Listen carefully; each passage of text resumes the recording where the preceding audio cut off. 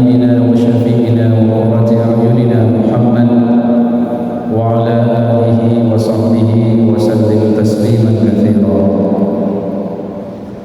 أما بعد، فمن التعلم والتعليم والإفادة والاستفادة والنفع والانتفاع لله تعالى. رب اشرح لي صدري ويسر لي أمري واحلل عقدة من لساني يفقهوا قولي.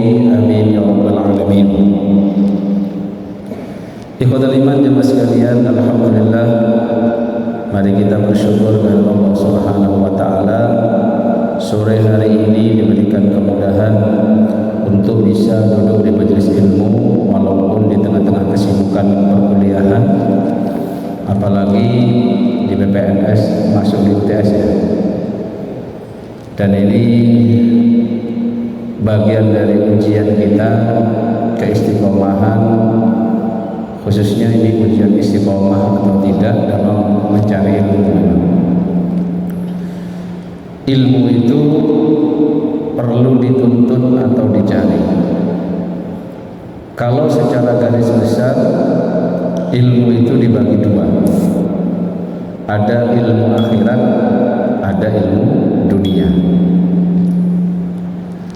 Ilmu akhirat wajib setiap muslim dan mukmin, muslimah, mukminah belajar ilmu akhirat, di mana ilmu akhirat itu cakupannya adalah bagaimana Anda bertauhid kepada Allah, mengenal kepada Allah, tidak menyekutukan Allah, dan tahu tata cara beribadah kepada Allah.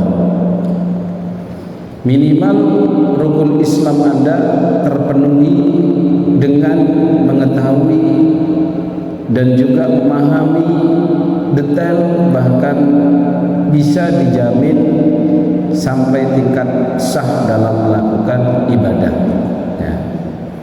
Nah, itu ilmu akhirat. Ini wajib hukumnya Anda belajar ilmu akhirat dalam urusan rukun Islam, rukun iman, berdasarkan ilmu yang valid dari Rasulullah SAW. Jadi jangan sampai dalam urusan akidah masih bertaklid, dalam urusan cara sholat masih hanya tiru-tiru saja ya. Dia harus terus belajar apa yang membatalkan sholat, apa yang disunahkan dalam sholat. Jadi hal tersebut penting karena itu bagian dari ilmu akhirat. Rukun iman juga begitu. Iman kepada Allah seperti apa, iman kepada malaikat itu konsekuensinya seperti apa, iman kepada kitabullah itu seperti apa, itu harus belajar. Dan mencari ilmu, apalagi ilmu akhirat ini adalah minal mahdi ilal lahdi, dari lahir sampai mati. Syukur-syukur di usia sebelum balik Anda sudah mulai belajar, dan syukur-syukur di usia Anda dewasa mukallaf Anda sudah tuntas alias sudah sempurna atau minimal itu sudah sampai 80% menguasai ilmu akhirat yang berkaitan dengan fardu ain. Kalau lebih dari itu, misalkan untuk menjadi mufti ya, untuk menjadi seorang faqih yang bisa memberikan jawaban-jawaban terhadap permasalahan-permasalahan agama, khususnya yang terus berkembang, khususnya yang bersifat kontemporer, itu fardu kifayah ya. Misalkan menuntut ilmu agama di bidang tafsir, di bidang hadis atau di bidang fikih sampai ke tingkat S2, S3, itu fardu kifayah. Harapannya sih kalian di waktu SMP, SMA, SD itu sudah tuntas. Namun demikian, di masyarakat terkadang hal tersebut belum tuntas. SD mungkin hanya seminggu sekali atau seminggu 2 kali pelajaran agama. SMP juga begitu, SMA bisa jadi begitu juga. Yang kedua, nanti ada namanya ilmu dunia. Ilmu dunia itu adalah ilmu yang berkaitan dengan hidup kalian. Teknologi, pertanian, pertamanan pertambangan, semua itu ilmu dunia. Kalau ilmu akhirat tadi harus lebih ketat, harus lebih selektif. Belajar kepada siapa, gurunya itu juga belajar dari guru, bukan belajar dari baca-baca saja. Kalau ilmu dunia lebih longgar, silakan belajar dari orang kafir pun gak ada masalah. Tapi kalau ilmu akhirat, jangan belajar tafsir kepada orang yang tidak beriman kepada Allah, tidak beriman kepada Al-Quran. Karena ada nih, misalkan ada orientalis, faham tafsir, hafal Quran, tapi tidak beriman. Jangan. Kalau dalam urusan ilmu akhirat itu undur maqala wandur maqala, undur maqala wandur maqala. Lihat apa yang disampaikan dan siapa yang menyampaikan. Kalau ilmu dunia lebih longgar ya. Anda belajar dari orang munafik tidak apa-apa, Anda belajar dari orang musyrik tidak apa-apa. Walaupun misalkan sampai tidak suka sama orang lain, tapi dia punya nih ilmu cara buat kapal dalam waktu sehari, berat waktu sehari. Atau ini punya ilmunya ini kapal kecepatannya menyamai pesawat terbang, nah ya, itu silakan. Baik. Yang tadi mas sekalian, Allah Subhanahu wa Ta'ala menghargai betul orang yang menuntut ilmu, apalagi ilmu itu jenisnya adalah ilmu akhirat yang bisa mendekatkan dirinya kepada Allah. Dalam firman-Nya Allah Subhanahu wa Ta'ala berfirman, syahidallahu annahu la ilaha illahu wal malaikatu wa ulul ilmi qa'iman bil qist la ilaha illa huwal azizul hakim. Itu di surat Al-Imran. Yang bersaksi bahwasannya tidak Tuhan selain Allah itu adalah Allah sendiri menyaksikan, malaikat menyaksikan, dan para orang-orang yang berilmu. Nah, ini keutamaan orang berilmu itu begitu. Jadi kalau berilmu agama, berilmu dunia, berilmu akhirat, kok tidak bisa mengenal kepada Allah, ini berarti tersesat. Anda sebagai muslim mempelajari berbagai macam ilmu dunia, kemudian Anda tidak menemukan kebesaran Allah Subhanahu wa Ta'ala, maka Anda adalah orang yang merugi.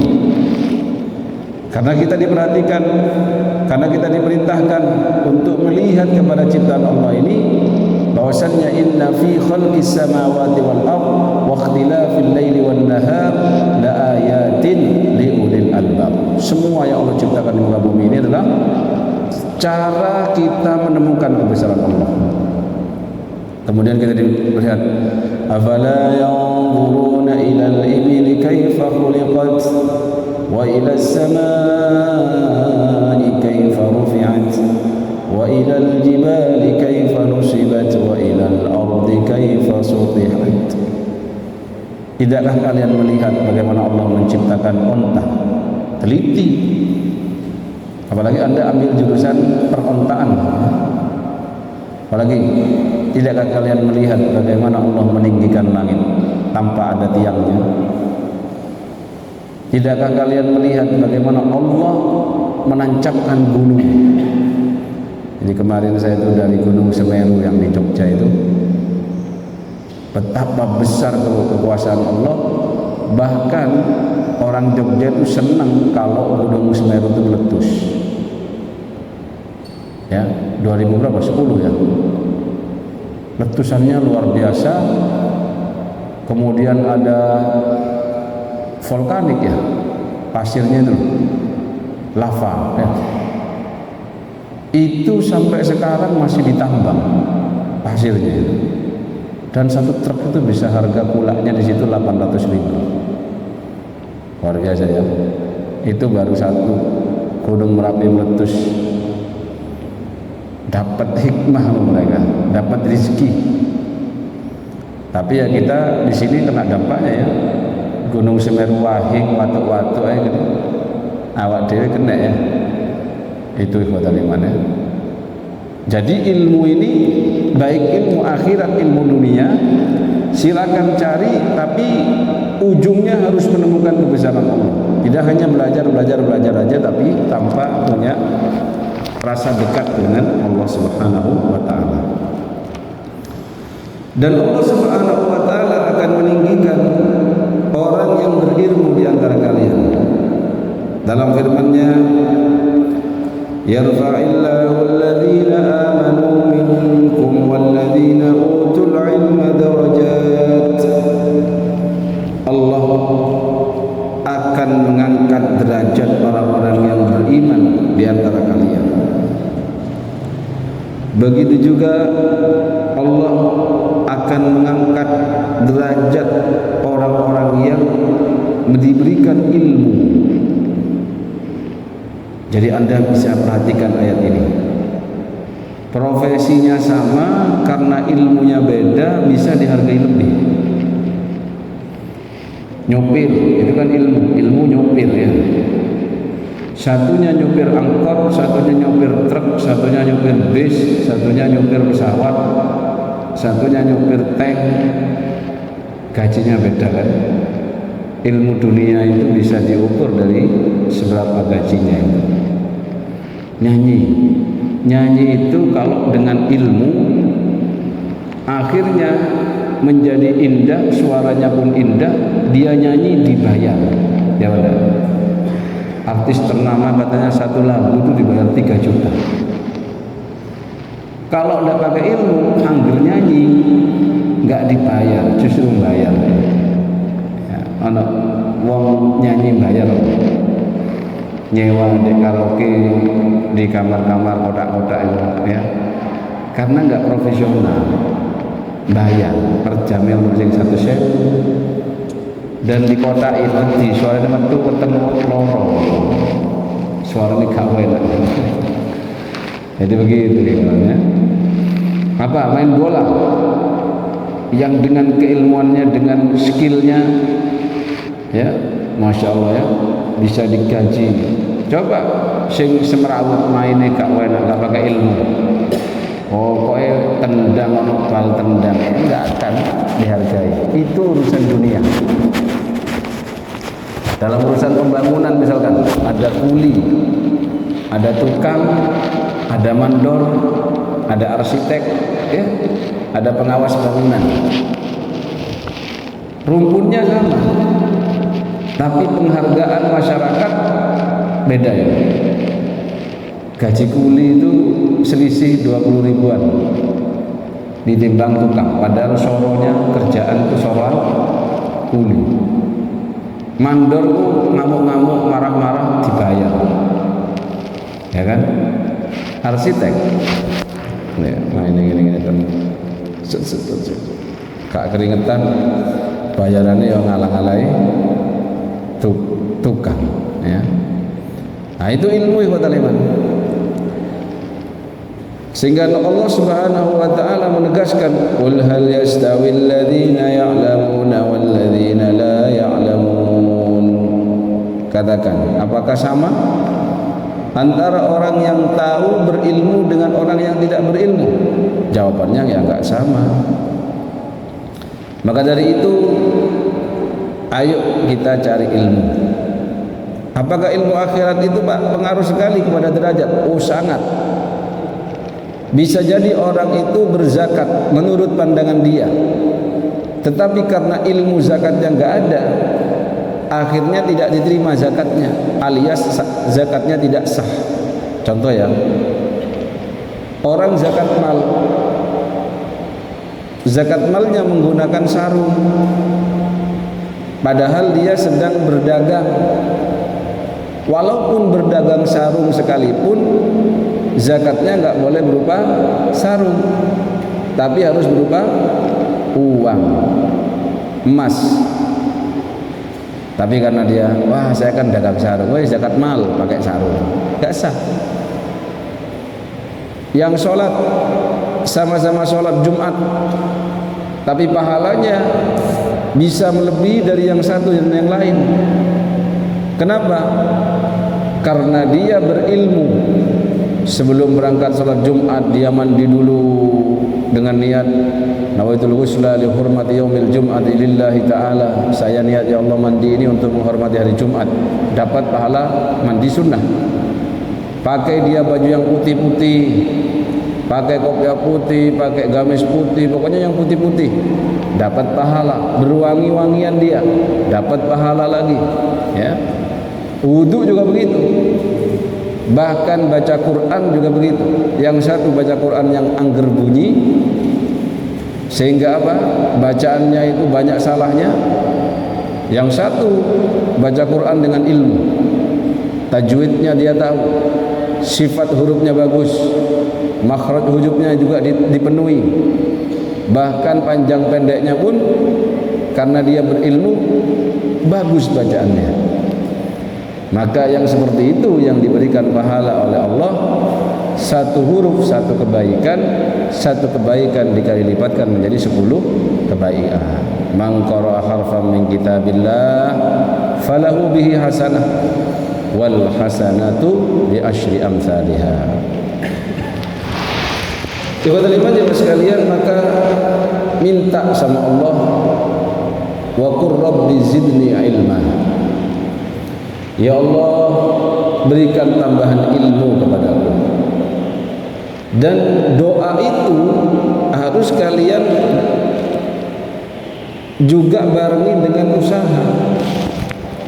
Usahanya, kalau ilmu dunia Anda mendaftar di sini di PPNS, itu bagian dari ilmu dunia. Walaupun ada ilmu akhirat di satu semesternya. Kalau merasa kurang, maka hadiri kajian-kajian. Semakin banyak ustadz yang kalian ikuti, semakin bagus. Karena kalau orang terlalu fanatik pada satu golongan, khawatir dia menyalahkan golongan yang lain ketika ada perbedaan-perbedaan pendapat. Ya, silakan perbanyak gurunya. Yang penting guru itu bisa dipercaya, yang disampaikan bagus, kemudian juga background keilmuannya ada. Karena ilmu akhirat itu juga perlu seperti itu, sertifikasinya perlu. Sama dengan ilmu dunia, dosen kalian kan minimal harus S2 ya, S3, ada yang juga profesor. Ikhwatul iman jemaah sekalian, wal takum minkum ummatun yad'una ilal khairi wa ya'muruna bil ma'ruf. Maka harapannya kalau kamu sudah berilmu, dengan ilmu itu kamu bisa mengajak kepada yang lain, mencegah kemungkaran. Oh ini enggak benar, dengan cara yang ma'ruf, dengan cara yang baik, sehingga orang bisa menerima kebaikan ketika Anda ajak juga dengan baik. Ikhwatul iman, bahkan dikatakan oleh Rasul dari Abi Hurairah radhiyallahu anhu qala Rasulullah sallallahu alaihi wasallam, may yuridillah bihi khairan yufaqihu fid din. Barang siapa orang yang dikehendaki oleh Allah kebaikan pada dirinya, maka Allah akan permudah dia untuk memahami agama ini, untuk menjalani agama ini. Karena tidak mungkin orang melakukan agamanya kalau dia tidak faham terkait apa yang harus dilakukan, mana yang wajib, mana yang haram, mana yang sunnah, mana yang makruh, mana yang mubah. Kemudian ikhwatul iman jemaah sekalian,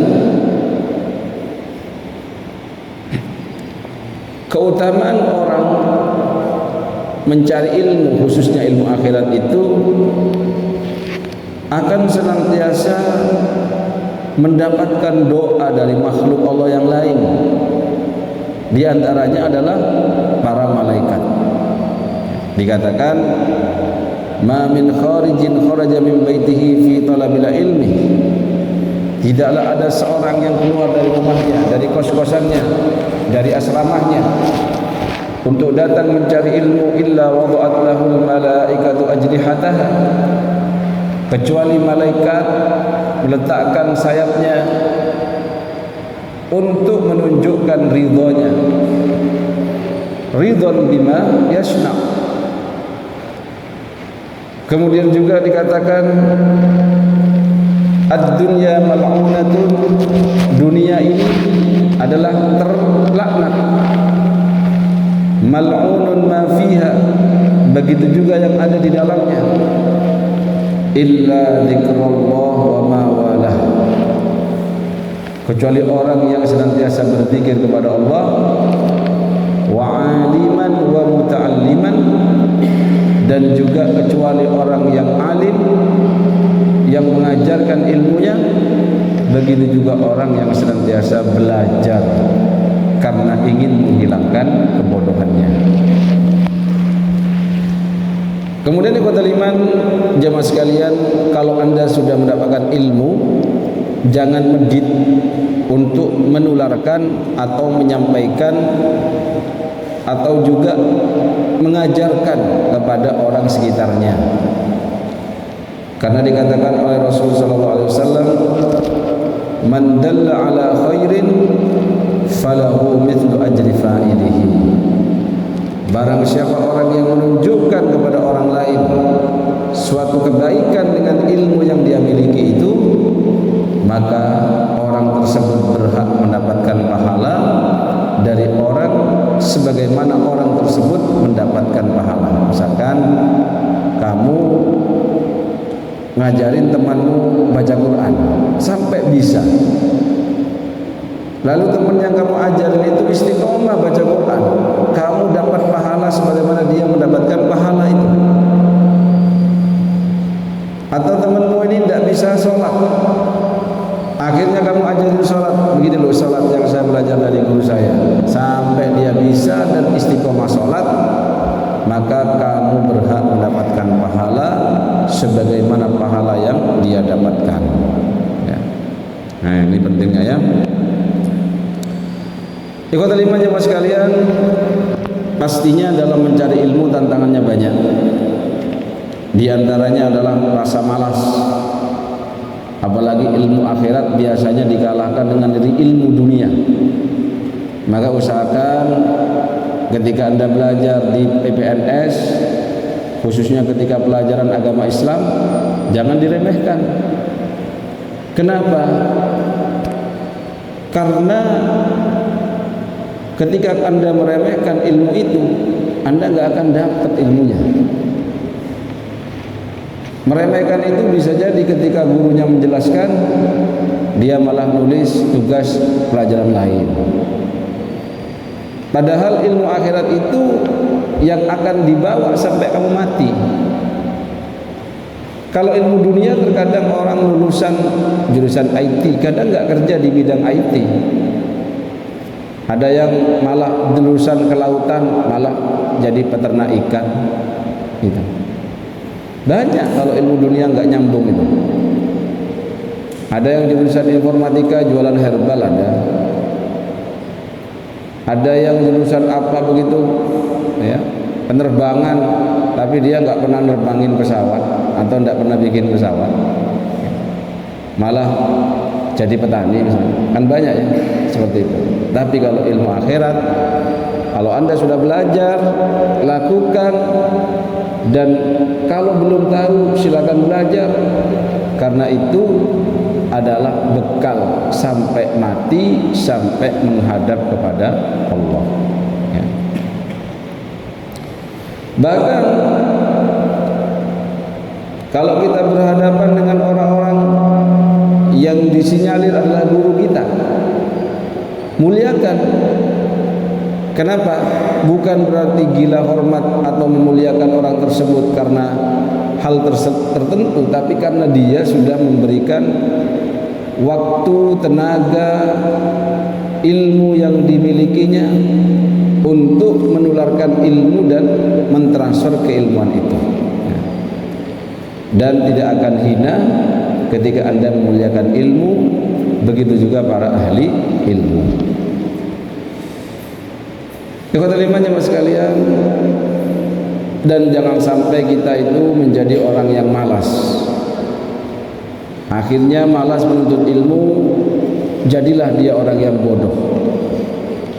Karena orang yang bodoh itu akan diazab oleh Allah 2 kali lipat.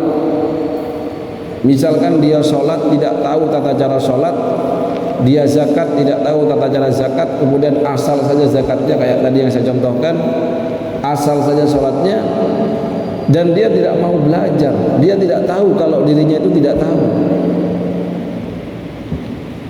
Maka ini orang adalah orang yang bodoh, yang nanti akan diazab oleh Allah karena kebodohan dan kemalasannya untuk mencari ilmu. Zaman sekarang kalau hidup di kota seperti ini, tidak ada alasan Anda, saya tidak tahu ya Allah, saya tidak tahu. Loh, kenapa tidak belajar? Nah, itu ikhwatul iman ya. Saya kira itu.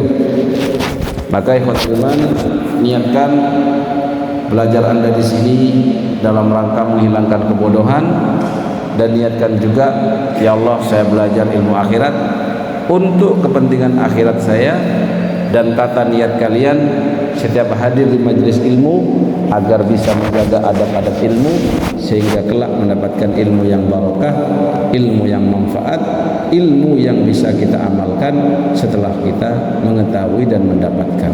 Amin Allahumma amin. Saya kira itu yang bisa saya sampaikan, semoga bermanfaat.